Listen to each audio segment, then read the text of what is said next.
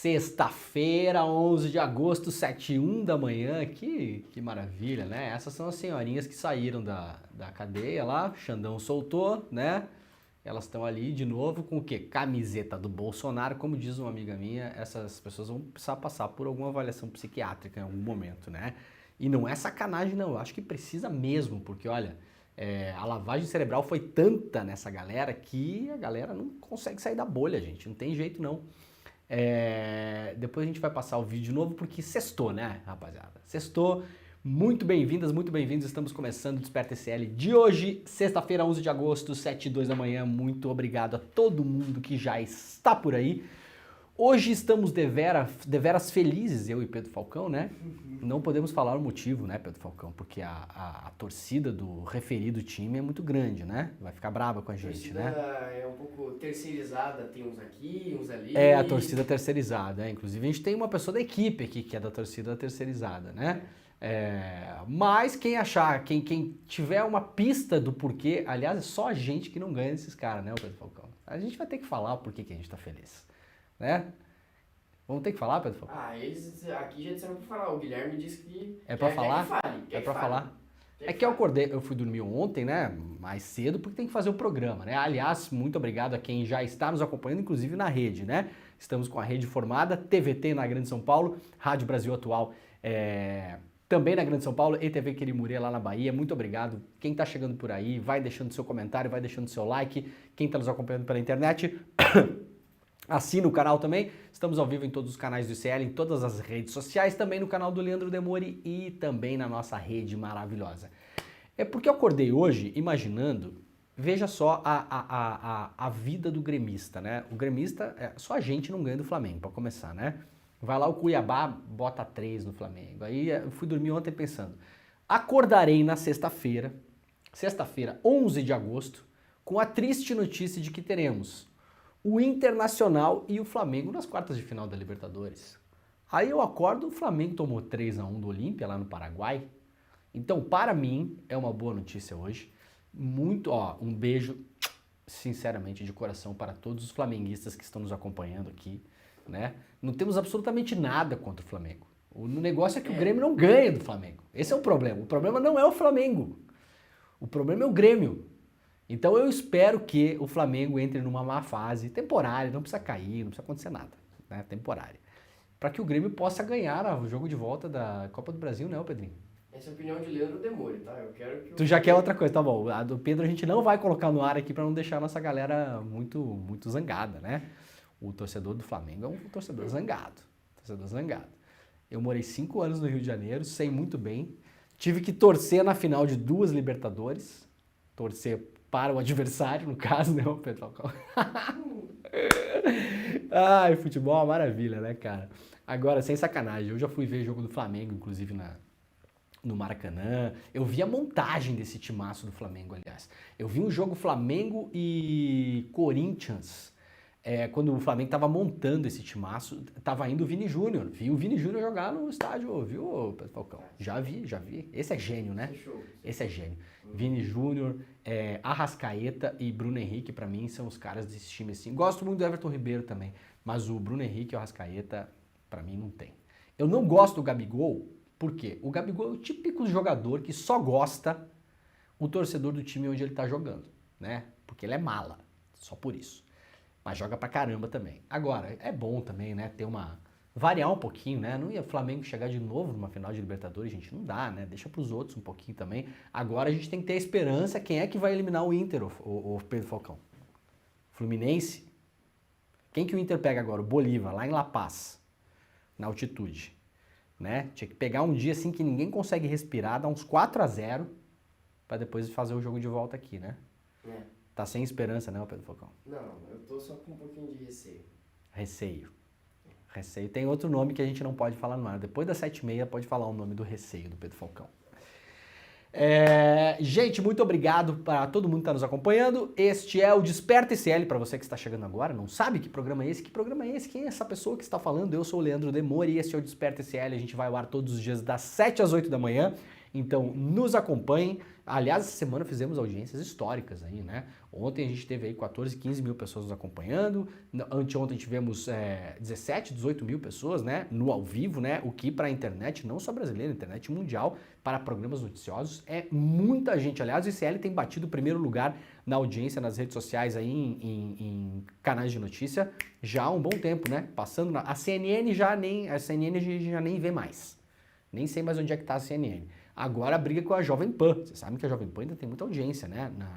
Nos meios digitais. O Uber botou esses dias, cara, que raiva. O quê? Jovem Pan? Ah, mas a Jovem Pan toca em vários lugares, né? Em suspeitos, né? Mas a coisa tá andando, né? Tá indo. Pessoal, vai deixando seus comentários também, por gentileza, no nosso chat. Lembrando uma coisa importante. Essa semana a gente começou a fazer uma ligação direta com o ICL Notícias, primeira edição. Então, quando terminar o Desperta, você não precisa mais clicar no link para ir até o ICL Notícias, primeira edição, tá bom? Vai continuar tudo nesse mesmo link. Então, terminou o Desperta, não se mexa, não clique em nada, não clique no xizinho, não saia daí, só respira. É o popular só respira, né? Que o programa continua por aqui, tá? Antes da gente começar a ler as notícias do dia, uma coisa importante. Ontem nós fizemos um programa e o foco principal do programa era o assunto principal, era o assassinato de um candidato à presidência da República no Equador. E por um engano ontem nós colocamos, e assumo aqui o erro, né? O erro é meu, né? Porque sou o responsável por olhar todas as coisas antes da gente colocar no ar. Então eu estou pedindo desculpas para o nosso público, porque ontem, naquela imagenzinha que vai no YouTube, que é chamada popularmente de thumb, né? Thumb é como se traduz o thumbnail, né? É thumbnail o nome, né? É assim que fala, né? Mas em português, thumbnail significa thumb. Então quando a gente mudou a thumb lá no YouTube, por engano, a gente colocou a foto do Eduardo Campos, tá? A gente estava falando de violência política, então tinha um contexto ali, né? Esses dias, para quem não acompanhou o programa, a gente inclusive leu a notícia aqui que o filho do Eduardo Campos disse que vai apresentar evidências de que o acidente que vitimou o pai dele, o acidente de avião que aconteceu, não foi exatamente um acidente. Ele tem suspeitas de que aquilo de algum modo tenha sido uma coisa montada, armada, né? Não apareceram essas evidências ainda, tá bom? Isso quem tá falando é o filho do Eduardo Campos, né? Então não sou eu que tô falando, né? Eu não vi evidências novas. Por enquanto estamos parados no tempo histórico em que Eduardo Campos morreu de um acidente aéreo, ok? E aí por um erro nosso, nós colocamos a foto do Eduardo Campos na thumb, ficou alguns minutos no ar ali, depois a gente conseguiu trocar, tá bom? Então desculpa pra a nossa audiência pelo erro que a gente cometeu ontem, tá bom? É isso. Quando errar tem que falar, né, Pedro Falcão? Não adianta, né? Vamos lá então. Ó, gente, tem muita coisa quente no programa de hoje. Tem muitos e-mails. Ô, Pedrinho, liga o ar-condicionado pra nós aí. Uhum. Tá quente. Tem muitos e-mails do Mauro Cid e das pessoas que estavam ali em volta na ajudância de ordens do Bolsonaro, que estão sendo publicados pela imprensa. Hoje a gente vai ter alguns e-mails aqui. O site O Cafezinho conseguiu vários e-mails, publicou ontem à noite vários e-mails do Mauro Cid. Outros sites estão publicando também. Então a gente vai se debruçar sobre isso. E uma coisa importante, informações de dentro da CPI do golpe, da CPI dos atos antidemocráticos, né? É um nome bonito para tentativa de golpe de Estado. Já não há mais dúvidas entre membros da CPI, por todo o material que já foi analisado e colhido, que o Walter Delgatti, conhecido como hacker da Vaza Jato, se encontrou com a cúpula militar do governo Bolsonaro. Cita-se nominalmente o general Paulo Sérgio Nogueira, que era o comandante do Exército. Acho que a coisa vai começar a esquentar. Talvez o Delgatti seja o elemento fora da curva que várias pessoas que estavam envolvidas nessa tentativa de golpe de Estado não estavam esperando. Porque tinha, sim, e ainda tem, claro, uma operação de estancamento da sangria, né? Para que a gente chegue no máximo a quem? A Fátima de Tubarão, né? Vai lá, prende a dona Fátima Tubarão. Não tô dizendo que não tem que responder pelo que fez, não é isso, né? Mas vocês entendem, né? A diferença entre prender a dona Fátima Tubarão e a diferença entre chegar no Dr. Paulo Sérgio, né? O general. Havia e há ainda um movimento de tentativa de estancar a sangria. Aparentemente, o Walter Delgatti é o elemento inesperado, é a onda anômala, é aquela coisa que surgiu que ninguém esperava. Popularmente dizendo, tacando fogo no parquinho, né? Não sabemos ainda os elementos de prova que Walter Delgatti tem, se os tem. Vamos deixar uma coisa bem clara aqui. De tudo que aconteceu na história do Delgatti, em relação a Carla Zambelli, várias coisas já estão comprovadas. Inclusive já foram afirmadas pela própria Zambelli e pelo próprio staff do Bolsonaro. Ele se encontrou com o Bolsonaro, sim. A Carla Zambelli pagou grana para ele, sim, para ele fazer serviços. Então, assim, há vários elementos ali que já estão dados. Outros elementos não estão. Não há provas ainda, e temos que esperar para ver se elas existem, do que o Walter Delgatti diz. Ele, através do seu advogado, diz que se encontrou com a cúpula dos militares que estavam no governo Bolsonaro na época. Ministério da Defesa, Exército, né? Não sabemos os nomes de todos ainda. É a afirmação que o delegado do Delgatti faz isso aí desde há 2 semanas, já que ele vem falando sobre isso. Não temos prova disso ainda. Agora, dentro da CPI, já há um consenso, claro que não é consenso entre o Flávio Bolsonaro e o Girão, né? Mas esses aí a gente não conta, né? Esses aí a gente deixa de lado na equação. De que esse encontro aconteceu. Basta agora a gente esperar para ver as evidências de fato.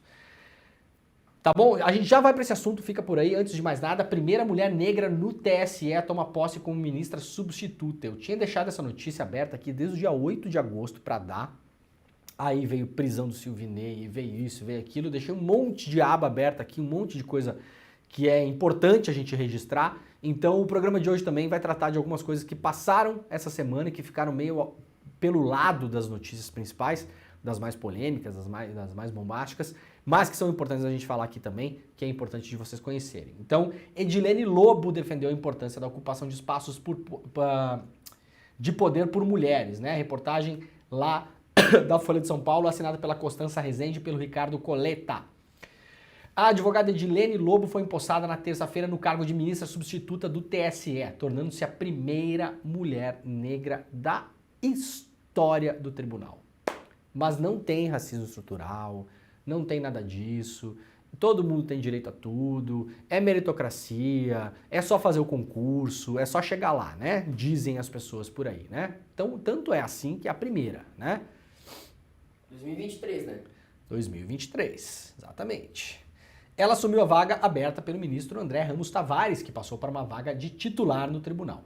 Edilene é doutora em Direito Processual pela PUC Minas e mestre em Direito pela Universidade Federal de Minas Gerais. Ela já advogou para o PT, diz aqui a Folha, né? Eu sou um pouco contra isso aqui, não por ela ter advogado para o PT, acho uma informação importante mesmo, de fato, assim, não é a questão.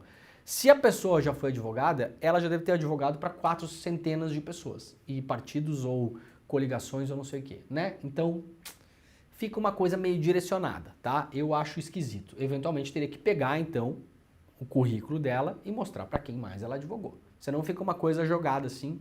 É um período inteiro, um ponto e entre outro ponto. É a única ela frase. advogou para o PT. Ponto. Uma frase bem... Parece que só fez isso, né? A carreira dela, o que era a carreira dela? Ela era advogada do PT. Ela era advogada do PT? Não, não era. Ela era advogada, né? Eu não gosto particularmente, tá bom? Não estou dizendo que a informação não é relevante, claro que é relevante, mas eu não gosto. Até porque, no fim das contas, o PT indicou um monte de ministro pro STF que, no fim das contas, foram lá e assinaram a prisão do Lula, por exemplo, né? Então, assim, essas coisas... Eu já falei várias vezes, inclusive quando o Zanin foi indicado pro STF.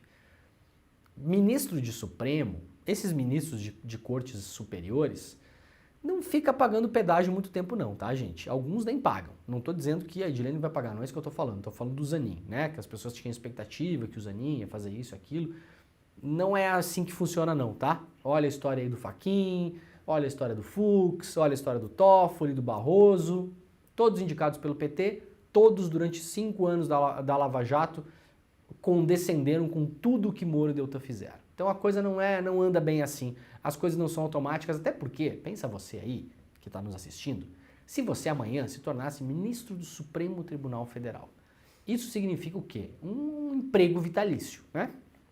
Sua vida está feita, você não precisa mais pensar em dinheiro, não precisa pensar mais nada, pode deitar na cama, né? Ficar olhando para cima e pensando, ai Deus, como você é bom comigo, né? Ai, que coisa gostosa que é isso aqui, né? Você vira ali uma espécie de, assim, o ser humano vitalício, né? Você virou um ser humano vitalício. Até morrer você não tem mais esses problemas, né? Acabou o problema de dinheiro, de acesso, de conversa com o poder, né? Vai ser paparicado, vai ter um monte de assessores, segurança, gabinete, vai viajar de classe executiva, sua vida mudou, né? Sua vida mudou. Você vai ficar olhando para trás e pensando quem que era o presidente lá quando indicou não sei quem que eu estava aqui? Não é bem assim que as coisas funcionam não, tá, gente? É um olhar um pouco ingênuo de como as coisas funcionam no andar de cima do judiciário. Os pesos e contrapesos ali são outros e eles atuam em momentos históricos de maneiras diferentes. E hoje um ministro que pode estar muito indo para um lado e fazendo uma coisa, no ano que vem já está indo para o outro e fazendo outra, né? E também essas pessoas têm vontade própria, né? E tem a sua própria carreira e tem seus próprios saberes, né? A gente não pode também demonizar tudo isso desse modo.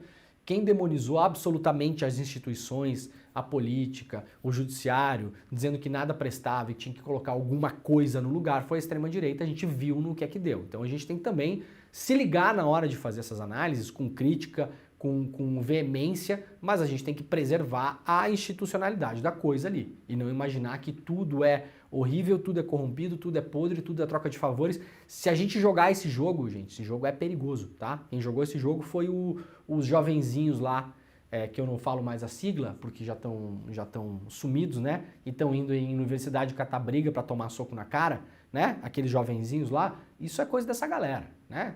A gente, né, nós não somos essa galera, né? A gente acredita que tem uma salvação através da política, tem uma salvação através da institucionalidade, então também acho ruim essas, sabe, advogou para o PT.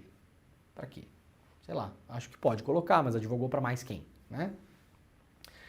A cerimônia de posse ocorreu no gabinete do Alexandre de Moraes. Nós todos conhecemos e sabemos da competência, da inteligência, do trabalho realizado pela ministra Edilene Lobo, disse o Xandão, né? O Xandão. Participaram da posse o vice-presidente Geraldo Alckmin, o presidente do STF, a Rosa Weber, e os ministros Carmen Lúcia e Gilmar Mendes, entre outras autoridades. Ainda segundo o TSE, a Edilene defendeu a ocupação de espaços de poder pelas mulheres. É um trabalho duplo contribuir com a função jurisdicional, mas inspirar meninas e mulheres que, como eu, possam ocupar esses espaços, afirmou a magistrada. Muito bem, boa notícia, né? Gostei demais, deixei aberto isso aqui desde o dia 8, porque eu não queria deixar de falar, mas a gente foi atropelado pelos acontecimentos nas últimas semanas. Vamos lá, seguindo aqui então. A reportagem do Aguirre Talento lá no UOL. PF apreende celulares de membros da Polícia Rodoviária Federal por suspeita de versão combinada. A Polícia Federal realizou a apreensão de telefones celulares de dirigentes da PRF após detectar indícios de que eles teriam combinado versões nos depoimentos prestados nesta semana com o objetivo de blindar o ex-diretor da corporação, Silvinei Vasquez, que está preso, lembrando, né? O objetivo é verificar nos aparelhos se houve efetivamente diálogos e trocas de mensagens para combinar as versões e buscar detalhes sobre uma reunião que orientou as blitzes no segundo turno das eleições. O Silvinei está preso, né? Nesse mesmo dia que ele foi preso, aliás, foi anteontem, se eu não me engano, né? Nesse mesmo dia que ele foi preso, 47 membros da corporação Polícia Rodoviária Federal foram ouvidos, então teve 47 oitivas no mesmo dia. De Brasília, Rio Grande do Sul, Rio Grande do Norte e Santa Catarina, 4 estados. Lembrando que o Silvinei Vasquez foi preso em Floripa, né? Foi preso em Florianópolis. Esses outros diretores não foram presos, teve busca e apreensão na casa deles, e agora a PF divulga, né, o Aguirre Talento lá no UOL divulga que a PF apreendeu celulares também por suspeitas de combinação de versões. Então, a investigação em relação a isso segue. Hoje, a Folha de São Paulo traz uma matéria interessante para quem quiser entender graficamente. Desenha para mim. Aí a Folha foi lá e desenhou. Aliás, o ICL desenhou ontem também, né? Fez gráfico em relação às blitz de carros. no segundo turno, comparando a região Nordeste com outras regiões, e teve muito mais blitz na região Nordeste, de modo injustificado. Obviamente, porque não é onde tem a maior população, não há indícios. O Silvinei Vasquez falou ontem, aliás, passou mal ontem o Silvinei Vasquez. Estão sabendo? Passou mal. Vai passar mal. É essa, né? Passou mal ontem no depoimento, né? Lá na CPI estava lá, né? Com a sua veste de Robocop, né? E aí foi depor, e aí deu uma... A gente não tem o vídeo do Silvinei Vasquez. Igual o outro que passou mal? Teve um outro cara que passou mal também, aí a gente tem o vídeo do outro cara. Vocês querem ver? A gente não tem o vídeo do Silvinei Vasquez passando mal, tá? Porque o depoimento dele foi na Polícia Federal e obviamente não temos acesso ainda. Olha, o depoimento foi gravado com certeza, esses depoimentos são gravados, né? Então em algum momento, se esse vídeo vazar, a gente vai mostrar aqui. Não sabemos exatamente como passou mal, mas temos o vídeo do outro cidadão aí. Bota aí. Tá passando mal. Por favor, passou mal, assim, não dá pra continuar. Tá passando mal. Os assessores podem, por favor. Os assessores podem, por favor, retirá-lo do Rio de Janeiro. Tá passando ali mal. a Jandira segurando, a Jandira foi segurar, fala, Não dá pra continuar. Tá passando mal. Os assessores podem, por favor.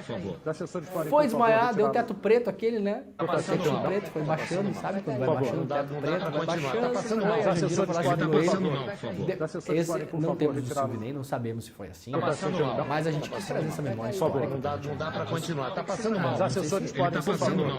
Os assessores podem, por favor, retirá-lo. Super brabo com a passando mal. Jandira, o que foi que socorreu o Flávio? Por favor, Imagina. não dá pra Um continuar. homem desse tamanho, Os assessores podem, por mulher, que favor. absurdo, Os né? assessores podem, por A favor, Jandira é retirá-lo. médica, aliás, né? A Jandira é Tá médica. passando mal. Tá passando mal. A Jandira é Por favor, baterista, não dá pra continuar. toca Tá passando mal. Os bateria. assessores podem, por favor. Botar o vídeo da Os Jandira assessores tocando podem, por bateria, favor, depois aí, retirá-lo. no trabalho. Tá passando Procura. A mal. gente vai colocar o vídeo depois aqui. Pra fechar o programa, a gente vai Não dá colocar pra o vídeo. continuar. Tá passando mal. Os Da assessores Jandira podem, por tocando favor. bateria, pra quem não viu. E aí foi socorrer Flavinho. Flavinho quase caiu, né? Quase foi. Silvinei Vasquez passou mal então ontem. E aqui temos os gráficos, né? Feito pela Folha para mostrar essa relação das blitzes. Então, primeira coisa aqui, olha aqui, ó. Isso aqui, entenda como a Polícia Rodoviária Federal atuou contra os eleitores do Lula no segundo turno. No primeiro turno, o Lula teve o domínio dos votos. Isso aqui é o mapa da votação do primeiro turno. Lembrando uma coisa que eu falei ontem. A suspeita de que houve esse excesso de blitz no Nordeste não tem a ver com pesquisa eleitoral, tá, gente? Isso aí saiu no dia que o Silvinei foi preso, né? Que tinha a suspeita de que eles tinham aumentado o número de blitz no Nordeste porque o Lula estava liderando as pesquisas. Não é isso. É porque o Lula venceu no primeiro turno. Porque pesquisa você pode falar, não sabia de pesquisa, não vi, pesquisa erra, então nada a ver isso aí. Não é isso. A gente está facilitando a vida do Silvinei se a gente leva esse caso desse jeito. Não é isso. Aconteceu, até porque as provas não falam sobre pesquisa. As provas mostram que houve um levantamento que foi compartilhado com a PRF sobre os locais onde o Lula tinha feito mais de 75% dos votos. Isso aqui é o mapa eleitoral do primeiro turno, pra gente ter uma noção, tá? O rosa aqui, a Folha não tá mais usando o vermelho, né? É rosa isso? Sei lá. Eu sou meio ruim de cor. Aqui eu sei que é rosa, aqui eu sei que é amarelo, mas aqui eu não sei se é um rosa mais bombado ou se é um vermelho. É um vermelho esse negócio aqui? Pô, aqui não É rosa, né? Parece um vermelho, cara, mas ali tá, sei lá. Ah, tá bom, whatever. Nordeste, né? Lula. Nordeste Lula. Não sei que cor que é essa aí. É uma cor esquisita. Menos o Amapá ali em cima que tá diferente. Mas... Ali tá Bolsonaro. Aí, isso aqui é a distribuição do efetivo no dia 30 de outubro. Vejam a diferença. Tem mais habitantes lá? Não, né? Não. Tem mais carro no Nordeste? Não. Tem mais rodovia no Nordeste? Não. Tem algum indício que tem mais pneu careca, bateria arriada e pisca-pisca quebrado nos carros do Nordeste? Não, não tem também não. Tem isso não. Mas, curiosamente, o Silvinei Vasquez mandou a galera pra lá. Né? Aí tem o outro mapa aqui. O uso de policiamento direcionado, especialmente no Nordeste, também aumentou o pagamento extra de funcionários, né? Então pagou mais para a galera sair de casa. E após a dianteira de Lula no primeiro turno, a Polícia Rodoviária Federal decidiu substituir o plano de trabalho elaborado em setembro, fez outro plano de trabalho e criou um novo somente para o segundo turno. Pontos de fiscalização em 30 de outubro. Tá aqui, ó, Nordeste. Tem mais população no Nordeste em relação ao Sudeste? Não. Tem mais carro? Não. Tem mais o que então? Tem mais voto pro Lula. Aqui. Né? Então aqui está desenhado, para quem ainda não tinha sacado direito, né? No dia do embate entre Lula e Bolsonaro, várias blitzes foram montadas pelo país. Agora todo mundo está usando blitze como sinônimo. Eu sempre aprendi que era blitzes. Não tem mais o S? Alguém quer que professores de português, por gentileza, podem avisar pra gente no chat? Não é mais blitzes? Ou eu sempre falei errado? Eu acho que o Silvinei, ele barrou o S. Ah, o Silvinei barrou o S na blitz. Foi boa essa, Pedrinho. Foi boa? Foi boa? Eu não dei risada por fora, mas por dentro eu tô dando Tá risada. gargalhando. Não, é que eu tava tentando pensar... esquece. Tudo bem. Tanto faz. Foi boa piada. Não sei se vocês ouviram. Que o Silvinei Vasquez barrou o S de blitzes. Foi mais ou menos, tá, Pedro? Mas eu sou ruim de piada também, não vou falar da piada dos outros aqui. Isso aqui é o número de ônibus fiscalizados. A gente tá vendo aqui, né? O número de ônibus fiscalizados. Nordeste, Centro-Oeste, Sudeste, Norte, Sul. Tem mais ônibus circulando no Nordeste em relação ao Sudeste? Não acredito, né? Não tem mais gente, não tem mais estrada, não tem mais frota. Vai ter mais ônibus? O Silvinei Vasquez consegue comprovar que tem mais ônibus no Nordeste circulando? Então tá claro aqui, né, gente? Até ontem eu falei sobre a delação premiada do Silvinei, né? A princípio, calma lá com a delação premiada de Silvinei. Pra quê? Tá escancarado aqui. Né? Lembrando que delação não é aquela coisa que a gente pensa, a delação tem que entregar quem tá em cima. A lei da delação não fala nisso, não, tá? Não tem nada a ver. Não tem nada a ver. Tem que entregar quem está em cima. A delação, ela tem que apresentar, a delação é um meio de prova, o cara tem que falar, apresentar provas do que fala, para ampliar a investigação, de modo que vale a pena, inclusive, dar benefício para ele. Por que a gente vai dar benefícios para o Silvinei Vasquez se o caso dele está colocado aqui? Né? Claro, ele vai entregar o Bolsonaro. Vai? Como que vai entregar? Vai entregar como? Vai falar um monte de verdade no meio de um monte de mentira para poluir a investigação? Não sei não, hein? Calma lá com esse negócio. Ontem, aliás, tinha a hipótese de que se falaria de uma delação do Silvinei, mas a delação tem que partir da pessoa interessada, né? Como ele não falou, não se falou em delação ontem no depoimento da PF. Já tem o vídeo da Jandira tocando bateria? Tem que ver só se não é uma música que vai tirar o nosso vídeo do ar, né? Ou a gente coloca... Dá pra tocar essa música no YouTube? Não teve restrição. Não teve? Tá de boa. Tá, então tá. Então vamos encerrar o programa hoje com Jandira Fegali tocando bateria.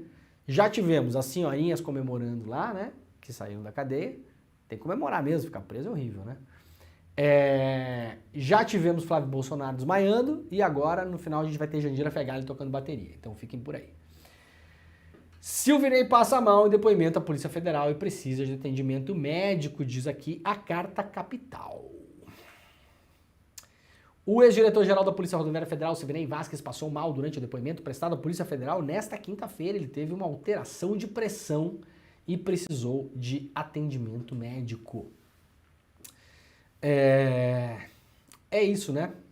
Eu não sei também se foi durante o depoimento, ou foi antes, ou foi depois, né? Se foi durante o depoimento, tenho certeza teremos esse vídeo em algum momento, porque os depoimentos são gravados. Ai. É isso que chamam fragilidade masculina, né? Muito bem, vamos lá, gente. Notícia do portal Metrópolis, uma investigação importantíssima. Eu estou tentando abrir aqui. Parece que temos uma blitz, Pedro Falcão. Ó, usando essa piada aqui. Temos uma blitz em relação ao Metrópolis. Tá indo não. Ih, travou o Metrópolis, será? Vou tentar abrir depois, então. Depois a gente volta para o Metrópolis para ver se abre a matéria lá. Se não, eu dou na segunda-feira porque a reportagem é importante. Ó, antes de mais nada, também quero deixar aqui um recado importante. O site Matinal, que é um site editado em Porto Alegre, fez uma excelente cobertura sobre a pandemia do Covid. E aí, na semana passada, o Pedro Nakamura, que é um repórter lá, ele publicou que ia ter um evento na Câmara dos Vereadores de Porto Alegre, né? com vários desses médicos aí, o máscara não presta, o vacina vai virar jacaré, essa galera, né? Popularmente conhecido como antivax, né? Negacionista. Tem gente que ficou esperneando nos comentários, né? E aí fez um evento lá em local público, Câmara de Vereadores, e o Pedro Nakamura falou, olha, tá tendo esse evento aqui na Câmara, com transmissão ao vivo, inclusive, com essas pessoas aqui, essas pessoinhas aqui, né?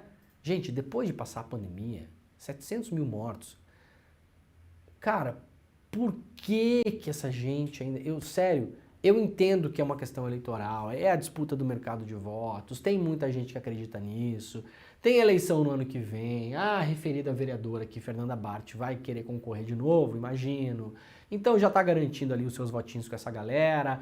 Não é gente suficiente para a gente se preocupar no Brasil em termos de saúde pública, mas é gente mais do que suficiente para eleger a vereadora de novo. Ela sabe disso, é uma pessoa inteligente, não é uma pessoa desinformada, entendemos tudo isso. Mas me espanta, cara, me espanta, que essa gente não tenha mudado para outras pautas, outras que agradam a extrema-direita. A gente passou por uma pandemia, cara, 700 mil pessoas morreram, assim, vão continuar nesse negócio, entendeu? Poxa vida, sabe? Eu fico, para além de tudo, decepcionado, assim, com o ser humano. Na boa, sabe? E aí, claro, o repórter do Matinal foi atacado após matéria sobre evento antivacina. Publicou aqui o Matinal. O jornalista Pedro Nakamura está sendo atacado nas redes sociais depois de ter publicado na Matinal porque é uma newsletter, né? Aliás, assinem a newsletter, por gentileza.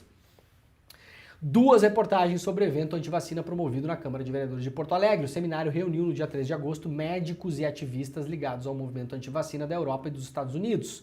Para além de tudo, o evento está importando otário, né? Porque como se a gente já não tivesse otário que chega no Brasil, né? Não tem o Pedro Falcão. Tá cheio de otário brasileiro. Daí tem que ir lá e importar otário, né? É inacreditável. E se o médico europeu ou o médico americano não gostou que eu chamei de otário, pode me processar lá nos Estados Unidos também, tá bom? Boa sorte. O seminário reuniu, então, essa gente horrível aqui, né? E foi organizado pela vereadora bolsonarista Fernanda Bart, do PL. O evento foi transmitido pela TV Câmara, que depois retirou o vídeo do ar. Uma das responsáveis pela perseguição online ao repórter é a médica ozonioterapeuta. Aí, ó. É dose, né, cara? Ó, quem já teve familiar doente, principalmente em doença terminal, sabe, eu não preciso nem falar, sabe? A pessoa vai para qualquer coisa.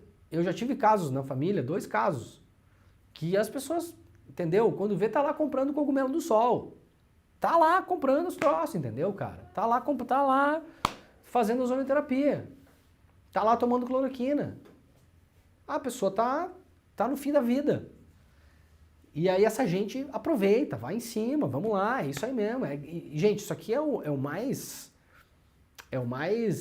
digamos assim, não são as grandes conspirações aqui não, tá? Esses médicos, os médicos antivacina, os cloroquiners, durante a pandemia, ganharam muito dinheiro com isso, fazendo consulta online pelo Zap, para receitar cloroquina. Muito.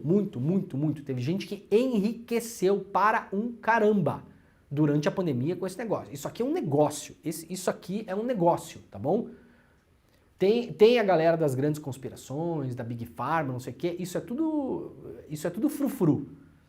Isso é tudo o diálogozinho montado para pegar o maluquinho conspiracionista que tá ali, que quando ele lê essas coisas, ele se acha inteligentinho, né? E aí vai lá, fica dando palestra no churrasco de domingo pros outros, enchendo o saco das pessoas. É só pra pessoa se achar inteligente.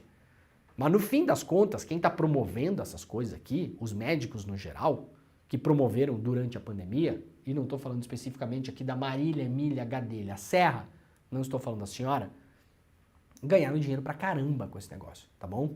Isso é uma coisa, isso é um negócio. Isso é um big negócio. Já que eles gostam de usar Big Pharma, isso é um big business. Essa médica lidera as campanhas contra a imunização do HPV e oferece terapias de reversão vacinal em sua clínica particular. Reversão vacinal é aquela coisa, você teve que tomar vacina, daí ela vai lá, ela dá um ozônio para você para reverter os males que a vacina ia fazer, para tirar o chip da China, eu sei lá o que a pessoa fala lá, não estou dizendo que é isso que ela está falando, isso aí que sou eu que estou falando. Ela usou o conteúdo do encontro para afirmar, sem evidências, que vacinas de RNA não foram testadas em pessoas saudáveis, imunocomprometidas, grávidas, crianças em misturas de vacinas. Isso aqui é falso, tá, gente? Falso. Isso aqui é mentira, tá, doutora? A senhora tá mentindo. Falso, falso, falso. Tá bom? Isso aqui a gente pode falar. A senhora está mentindo em relação a isso. E está ganhando dinheiro com essas mentiras. Isso aqui a gente pode falar também porque ela trabalha, ganha dinheiro com pacientes que acreditam nessa lorota aqui. Depois, em seu perfil no Twitter, publicou informações sobre Nakamura na tentativa de atacar sua credibilidade. A jornalista Paula Schmidt, essa aqui é outra que, pelo amor de Deus, que escreve no Poder 360, também atacou o repórter. Eu não sei como o Poder 360 ainda mantém essa pessoa. Vocês não têm o desprazer de olhar o que essa cidadã escreve, tá? A partir dessas postagens, seguiram-se novos comentários ofensivos. Essa Paula Schmidt é outra antivax e da conspiração toda essa aí da cloroquina, tá? É outra. Essa é outra. Tem espaço na imprensa, no site Poder 360 do senhor Fernando Rodrigues. Tá lá, já foi alertado 1 milhão de vezes, segue publicando coisa lá, né? A Matinal repudia os ataques e xingamentos direcionados a Nakamura e informa que está tomando providências cabíveis. Óbvio, né? Então um abraço aí pro pessoal da Matinal e pro Pedro, que é um excelente repórter. Que não é você, Pedro Falcão. Tá bom? Dessa vez não é você. Capa do New York Times tem um vídeo importante lá porque o Maui está em chamas, né? Lá no Havaí também está com incêndios enormes, né? E esse vídeo aqui que está na capa do jornal, ele toca sozinho quando você entra na capa, mostra o antes e o depois de cidades e vilarejos inteiros que foram consumidos pelo fogo. Olha aqui, ó. Isso aqui é a imagem antes, né? E aí, isso é a imagem agora, olha aqui, ó. Cenário de guerra absurdo, né? Destruição, olha só. Lembrando que os Estados Unidos estão passando por uma onda de calor imensa, né? A gente já trouxe aqui matérias sobre o Arizona, sobre Phoenix no Arizona, onde empresas, olha aqui, ó. Isso aqui é o antes, né? Isso aqui é o depois, ó. Gente consumiu, assim, consumiu cidades inteiras, casa, comércio, tudo, tudo. Olha aqui, ó. Antes e depois. Olha isso aqui, ó. É horrível a situação lá. A gente mostrou na semana passada aqui uma reportagem sobre Phoenix, no Arizona, que está há 2 meses enfrentando temperaturas acima de 40 graus. Chegaram em um ponto em que empresas que contratam trabalhadores para fazer obras na rua estão estacionando ônibus no canteiro de obras para que os funcionários possam ficar no ar-condicionado durante uma parte do dia, porque é impossível trabalhar fora. Gente, ônibus não vai resolver nada, vocês sabem disso, né? Sabemos disso, né? Não vai dar para estacionar ônibus do lado da casa de todo mundo para a gente ficar trancado em ônibus, quando a coisa esquentar mesmo, né?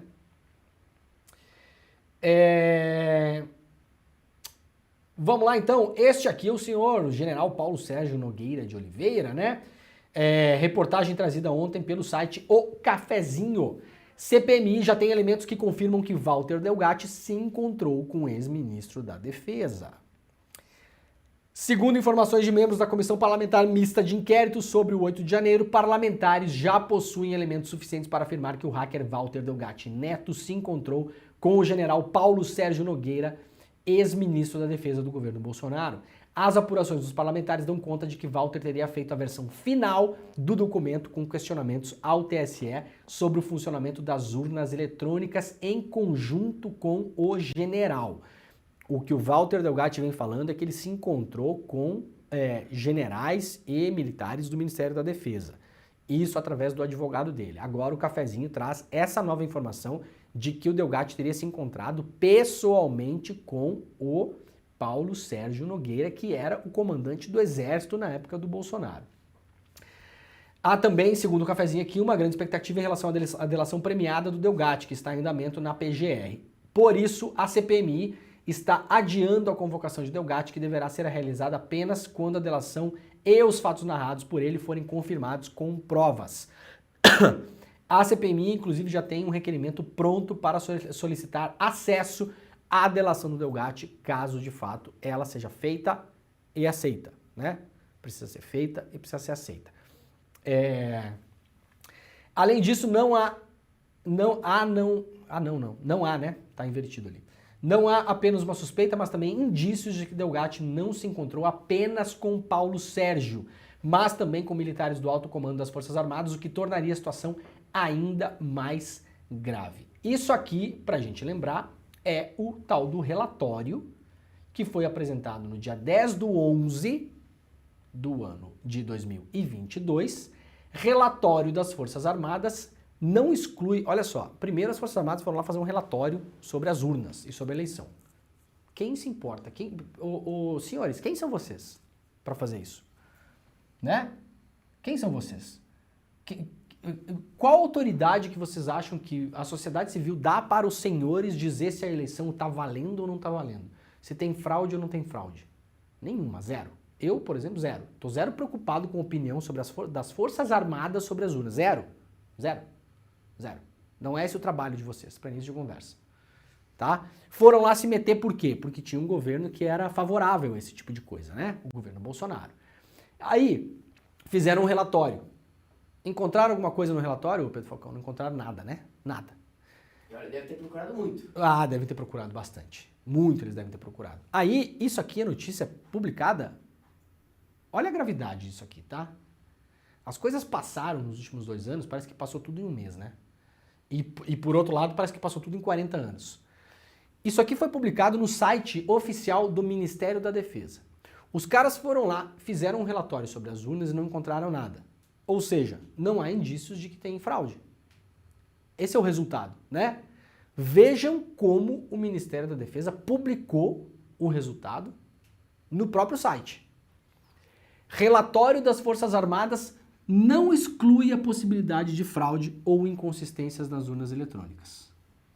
Isso aqui é uma canalice. Sabe por quê? A gente pode trocar isso aqui, ó. A gente pode colocar assim, ó.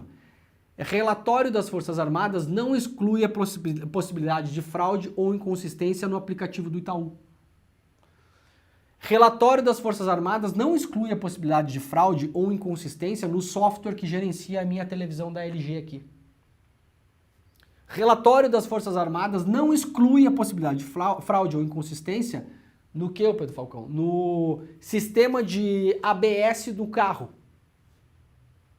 É tão evidente que isso aqui é uma canalice e foi feito para colocar fogo na população, para que as pessoas desacreditassem das urnas. Sim, isso aqui foi feito para isso. Isso aqui é uma nota oficial, olha aqui, ó. Nota oficial da Defesa. Aqui, ó, Defesa. Nota oficial. Gov.br, Ministério da Defesa. O que será que eles estão defendendo? Entendeu? É o mesmo que você fazer uma... Vamos pegar isso aqui, botar vamos botar no nosso dia a dia, vai lá e faz uma investigação sobre qualquer coisa, né? Investiga qualquer coisa no dia a dia. Aí você chega lá e fala, tá, mas a investigação conclui o quê? Que aconteceu ou que não aconteceu? Aí a investigação chega lá e conclui que não aconteceu. Não aconteceu. Resultado da investigação. Não exclui a possibilidade de ter acontecido. Quais são as evidências que tem? Nenhuma. Zero. Sabe o que o Paulo Sérgio Nogueira falou na época? Que todos os sistemas eles podem ter falhas. Então é por isso que a conclusão dele é essa. É brilhante, né? Se nós não soubéssemos que esses generais são pessoas inteligentes, né? Como eu sempre digo, às vezes a melhor saída da vida é você passar por burro, né? A gente usa isso às vezes, né, Pedro Falcão? Você comete uma bobagem ali e você passa por burro, né? É a melhor saída. Porque se você não passar por burro, vai parecer que você fez de propósito. E aí é pior. Aí, no limite, é até crime, né? Então, às vezes, é melhor passar por burro, por ignorante. Ah, eu não sabia, não conheço, não é bem assim. Isso aqui não é burrice não, tá, gente? Isso aqui é qualquer coisa menos burrice. A alegação de que qualquer sistema é suscetível a falhas e fraude, ela não é suficiente para você dizer que não exclui a possibilidade de inconsistência nas urnas. Ela não é suficiente, porque isso aqui leva as pessoas a acreditarem que o Exército está colocando dúvidas sobre o processo eleitoral.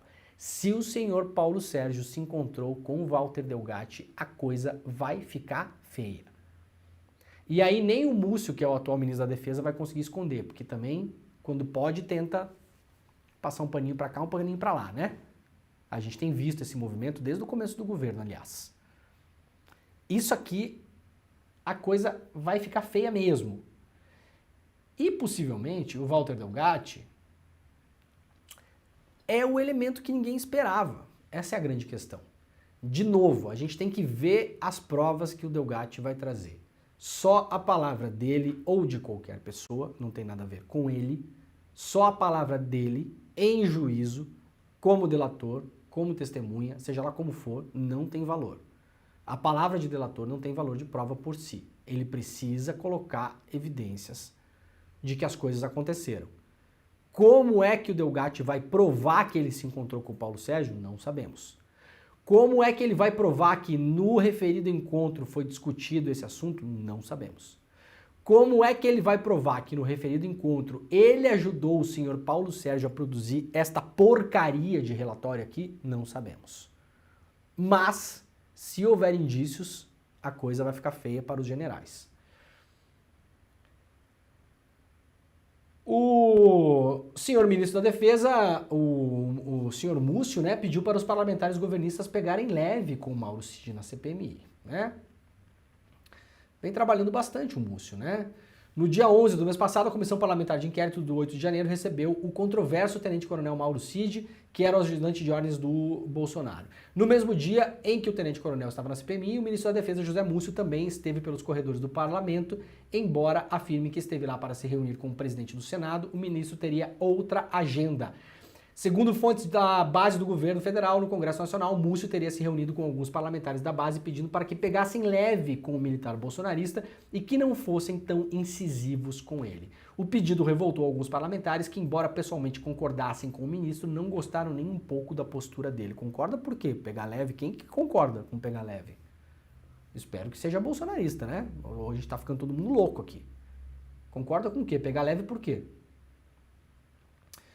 Isso, matéria assinada pelo Kleber Lourenço lá no Cafezinho. Gente, o Cafezinho também traz hoje e-mails exclusivos do Mauro Cid. Lembrando, foram apreendidos vários e-mails na lixeira da caixa de e-mails do Mauro Cid e de outros militares, ali da ajudância de ordens do Bolsonaro. São cerca de 17 mil e-mails, segundo o relatório da CPI. Esse material está em posse da CPI hoje, né? E muito desse material tem sido publicado pela imprensa. Na noite de ontem, o Miguel do Rosário, já eram 18h35, eu vi um pouco mais tarde, o Miguel do Rosário, lá do Cafezinho, publicou exclusivos e-mails secretos de Mauro Cid. E aí, tem um monte de coisa aqui. Aliás, que bela foto, hein? Eu não tinha reparado a foto. Gostou, Pedro Falcão? Eu asmei. Isso aqui me dá aquela vontade de pegar a canetinha e fazer desenho em cima, mas não dá, né? Como a gente fazia no colégio, né? Fazer linguinha. Aqui dá pra fazer linguinha. Não vou fazer, tá, gente? Não vou fazer. Mas tá. Dá. Não vou fazer, mas dá. Dá pra fazer linguinha, dá pra fazer o oclinho e dá pra fazer a guampinha, né? Ah, eu queria tanto que ele mostrasse os dentes pra pintar um deles. Pintar um dentinho de festa junina, né? É. O oclinho dá pra fazer, será? Sem se incomodar? Não, vou fazer. Vai. O Cafezinho teve acesso a uma série de e-mails pertencentes a Mauro Cid, ex-ajudante de ordens da Presidência da República. Essas mensagens enviadas entre novembro e dezembro pela conta oficial de Mauro Cid incluem as que ele tentou descartar, movendo-as para lixeira, mas esquecendo de apagá-las completamente. Dentre os e-mails, alguns se destacam. E aí o Cafezinho fez aqui um serviço que é o seguinte, ó, para vocês olharem aqui. Vamos deixar assim. Se vocês entrarem no site, vocês vão ter essa matéria, que é a matéria mãe, né? A matéria âncora, digamos assim. E aí, do lado de cada um desses númerozinhos aqui, tem o link da matéria que explora mais cada um dos assuntos, tá? Então, ó, link aqui, link aqui, link aqui. Então, vocês vão navegando pelos links para tentar se aprofundar nos assuntos. Há um documento datado de 22/12/2022, portanto, 8 dias antes do Bolsonaro deixar a presidência, que indica a intenção de abrir uma conta nos Estados Unidos em nome de Jair Bolsonaro. Isso, de novo, são os e-mails do Mauro Cid, tá? Ao analisar o conteúdo, é notável que as principais preocupações de Bolsonaro em seus últimos dias como presidente não envolviam questões cruciais para o Brasil, nem nos seus últimos dias, né, Miguel? Nem nos primeiros, nem no meio, né? como economia, emprego ou questões sociais. Não há registro no e-mail corporativo do Mauro Cid de qualquer reunião de Bolsonaro nas últimas semanas de dezembro voltada para a transição de um governo pacífico. Em vez disso, os e-mails revelam interesses em abrir contas bancárias nos Estados Unidos, verificar o valor de joias e relógios recebidos como presentes de autoridades estrangeiras e disseminar informações falsas sobre a Covid. 16/11/2022, documento assinado pelo Mauro Cid continha informações incorretas sobre a vacinação de sua filha, que foi descoberto posteriormente que adulteraram os cartões. Em 21/12/2022, requerimento foi enviado à Receita dos Estados Unidos solicitando um regime especial tributário para Bolsonaro, o que implicaria em menos impostos sobre o dinheiro que ele tentasse transferir para os Estados Unidos. Descobrimos depois que transferiu, inclusive, né? Há uma série de mensagens datadas do dia 20/12 relacionadas às joias da marca Chopard, presente que recebeu do governo saudita. Mauro Cid enviou vários e-mails a diferentes contatos com o certificado de origem das joias. Surge a questão, por que ele estava tão interessado nesses certificados em dezembro de 2022, especialmente considerando que as joias deveriam ser patrimônio público? Pergunta aqui o Miguel do Rosário, né? Será que havia intenção de vendê-las de forma ilícita? Pergunta o Miguel, né? Uma pergunta legítima, né? Entre os e-mails há também um documento do PL, datado de 21/11/2022, assinado pelo Valdemar da Costa Neto, presidente do partido, e também por Jair Bolsonaro, então presidente da República, que contém uma série de declarações falsas sobre os resultados do segundo turno das eleições. Documento oficial assinado por Mauro Cid revela um pedido urgente dirigido ao secretário especial da Receita Federal, Júlio César Vieira Gomes. O objetivo era a liberação imediata dos diamantes que Jair e Bolsonaro receberam como presentes do governo saudita. Então, gente, se tem um lugar que vocês têm que ler notícia hoje, vai lá pro cafezinho. A gente está falando aqui de 1, 2, 3, 4, 5, 6 e-mails que foram publicados em uma leva ontem pelo cafezinho, que dão conta de abertura de conta do Bolsonaro nos Estados Unidos, o esquema de fraude da vacinação dos cartões de vacinação, a tal da Chopard. O que acontece isso? Que é isso? O negócio da televisão. O certificado das joias que o Bolsonaro ganhou, sendo mandado por e-mail para lá e para cá, aquelas joias da Chopard, aquelas, né? Documento assinado por Bolsonaro e por Valdemar da Costa Neto com um monte de mentiras sobre as eleições e também um pedido para o secretário especial da Receita Federal para liberar imediatamente as joias que o Jair e a Michelle tinham ganhado de presente. Isso tudo e-mail do Mauro Cid, trocado com outras pessoas em sua conta oficial. Isso é importante. Isso aqui não é uma conta do Mauro Cid que ele criou no Yahoo nem no Google. Isso aqui é e-mail oficial da Presidência da República. Muito bem, vamos lá que tem mais coisa sobre isso, né? Cid fez 99 tentativas para acessar seu e-mail da presidência após a gestão Lula desativá-lo. O tenente-coronel Mauro Cid, um dos principais auxiliares do presidente Jair Bolsonaro, tentou acessar seu e-mail funcional mesmo após o governo Lula bloquear a conta. Planilha entregue pela Casa Civil à CPI do 8 de janeiro, obtida pela Folha, mostra 99 tentativas de acesso após 15 de março. Quando o login de Cid foi bloqueado. O último registro é 17 de março, às 11h16. O governo Lula também informou à comissão que o e-mail funcional de Cid foi acessado mais de 500 vezes em 2023, quando Bolsonaro já tinha deixado a presidência da República. O documento mostra que o usuário Mauro CBC, iniciais de Mauro César Barbosa Cid, teve 99 tentativas frustradas em 3 dias pelo mesmo motivo, conta desativada, expirada ou bloqueada. O que é que nos diz essa notícia? Que em 3 dias alguém estava desesperado para apagar e-mails. Desesperado. Quase 100 tentativas em 3 dias. Né? O que dá uma média aí do que o cara tentou acessar o próprio e-mail desativado 30 vezes por dia. Vocês imaginam o desespero?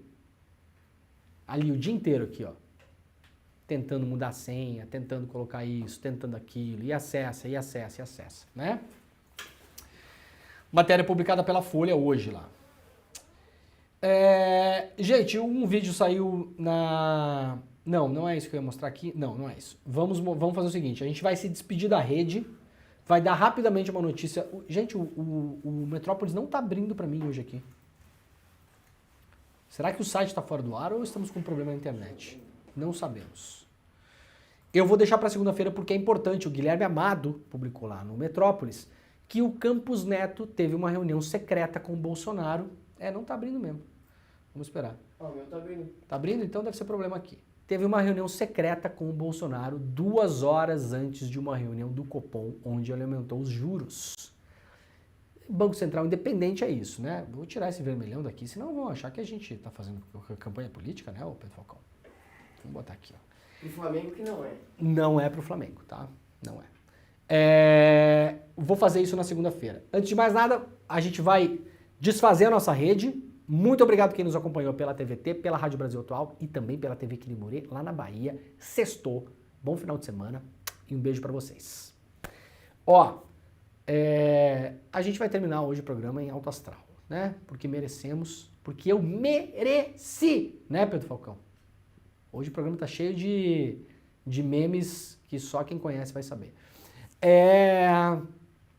Voltaremos na semana que vem com o Desperta ICL, 7 horas da manhã, ao vivo. Não precisa mudar de link, fique neste mesmo link que o ICL Notícias primeira edição está começando agora. Então não movimente o seu mouse, não clique no xizinho, não faça nada, apenas respire, porque se você não respirar, você vai desmaiar igual o Flávio Bolsonaro e igual o Silvio Enem Vasquez, né? Então apenas respire. Vamos terminar o programa com... Quantos minutos tem o vídeo, Pedro? Pô, ele tem uns 4,5, né? Mas aí então a gente vai trocar daí. A gente deixa tocar um pouquinho aí e depois a gente... Então tá. Então a gente vai terminar o vídeo com Jandira Fegali tocando bateria, porque hoje é sexta-feira. Graças a Deus. Tchau.